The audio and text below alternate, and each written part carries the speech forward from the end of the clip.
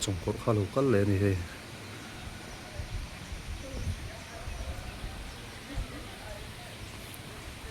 nhưng mà nó còn rong còn hù lâu á tụi kia nó rong cắt lên khu liền khóc mà còn zoom lại đâu nghe phía lâu mấy thế mà sẽ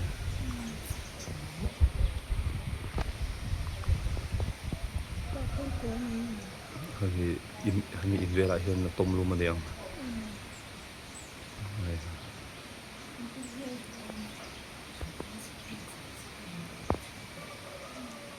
rồi update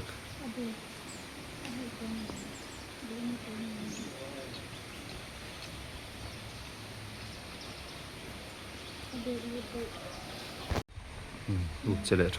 trồng cột này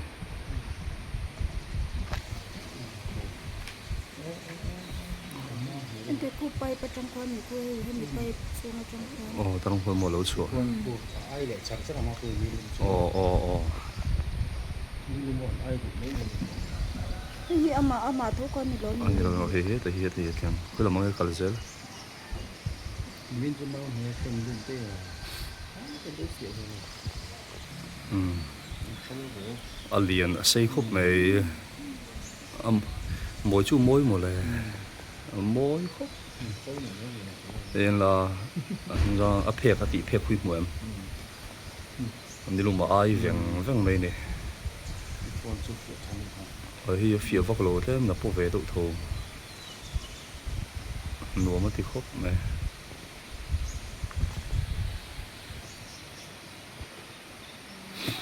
mấy bộ hết tại hiện cô lại bài bung cần tí khá khá ta han là lú thân này thôi khá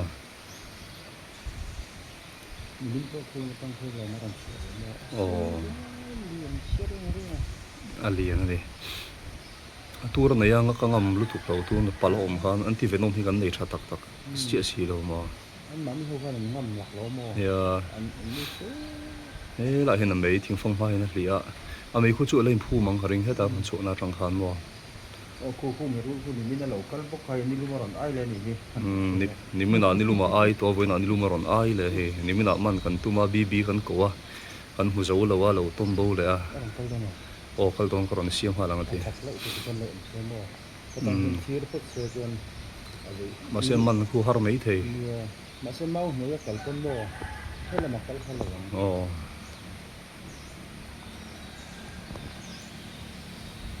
xem tiếp còn là thì phải lộ muốn nó thì về lạc lộ nó cũng là học chơi mì เราเรียนหัดถกตัวเดียว แล้วขอเสียงเตียวไปขัดเชียวลูไลคู่ให้พอส่งกระจุงเทต่อแล้วเรียนตรอ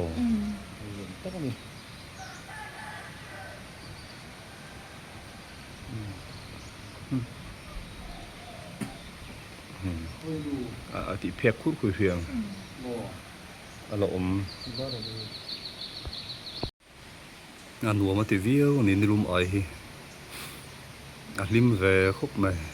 วันมวยตักก็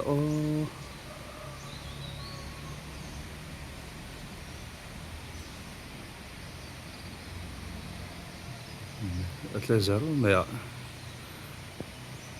ข้ามวงคบอันนี้ตัวน่าคุชวน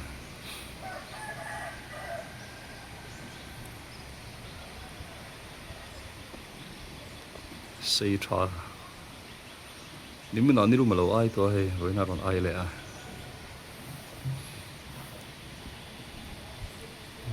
มารู้เจ็ดทันเลย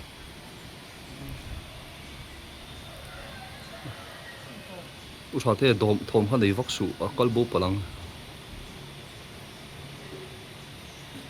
หัวให้เรามารอนหัวอีกแล้ว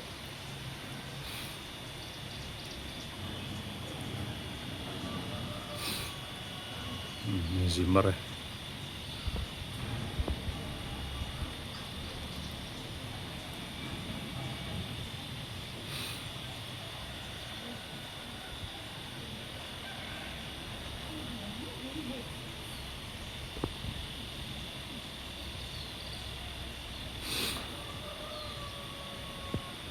ที่เสียงเงี้ยแล้วเสียไทยเราทัด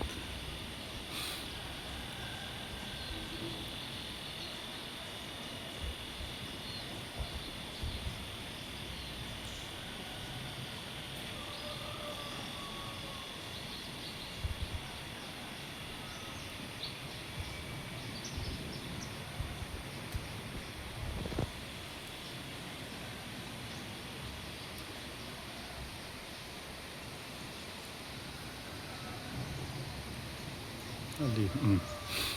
อันรูติดแฉะตะกัวหลุดเลยโดนหมดเลย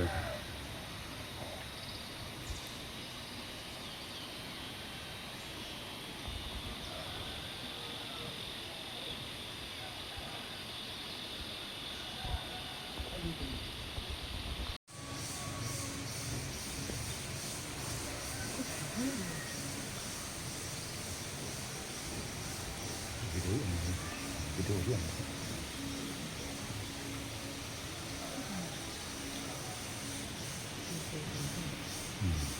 อายกันเนี่ยมันถ่วงพอดีลูกแล้วของอะไรนี่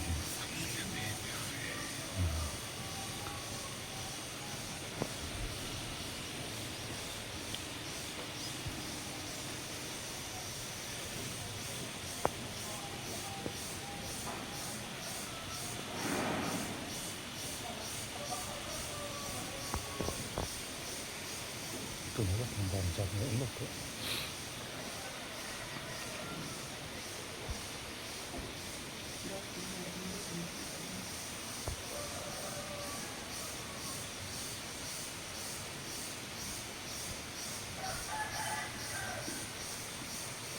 เรียนไปลงกระดอง